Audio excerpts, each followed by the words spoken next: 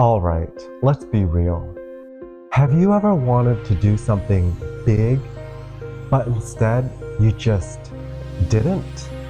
Like you had the idea, the excitement, maybe even a plan, and then somehow you talked yourself out of it? Maybe you said, I'll start tomorrow, or I'm just not ready yet. But deep down, you know that's not the real reason. So what is? Why do we hold ourselves back even when we want something? Why does it feel like there's an invisible wall stopping us from taking action?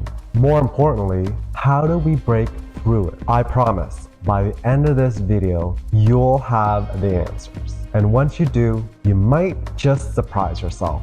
Alright, so let's break it down. Why do we do this? Why do we hesitate, procrastinate, and hold ourselves back from the things that we know would be good for us? It all comes down to how our brain is wired. See, back in ancient times, doing something new meant danger. If something was unfamiliar, it could be a threat. So our brains learned a simple rule: stick to what's safe. Fast forward to today, and that same instinct is still running in the background. Your brain isn't trying to ruin your life. It's just trying to protect you from failure, embarrassment, or discomfort. But here's the problem. Avoiding discomfort doesn't keep you safe. It keeps you stuck. The real problem isn't just hesitation. It's the subconscious stories we tell ourselves. Things like, I'm not good enough. What if I fail? People will judge me. These thoughts don't come from nowhere. They're built from past experiences. Times you were criticized, times you failed, times you felt embarrassed, and over time, those moments create a belief. Maybe I'm just not the kind of person that can do this. But here's the truth. That belief is just a story. And like any story, it can be rewritten. So how do you break out of this cycle? You don't do it by suddenly becoming fearless overnight. You do it by taking small, intentional steps that show your brain, hey, this is actually safe.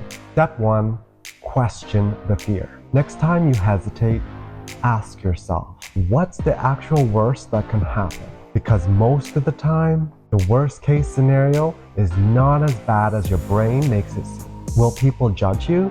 Maybe, but will it actually matter in a week or a month or a year? Probably not. Step 2, start ridiculously small. Your brain resists big changes. So instead of setting a massive goal, start with something so small it's impossible to fail. Want to write a book? Write one sentence. Want to get in shape? Do one push-up. Want to start a business? Research for 1 minute. These small wins build confidence. And confidence, that's what gets you moving. Step 3, change the story in your head. If you always tell yourself, I can't do this, guess what? Your brain will believe it. But if you start saying, I'm figuring it out, your brain will believe that too. The way you talk to yourself matters. So start talking to yourself like someone you actually want to see win.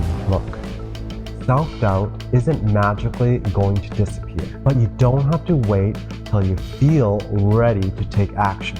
The truth is, action comes first, then confidence follows. So here's my challenge for you. What's one small step you can take today? Not tomorrow, but today. Let me know in the comments. And hey, if you enjoyed this, make sure to subscribe. Thanks for hanging out with me, and I'll see you in the next video.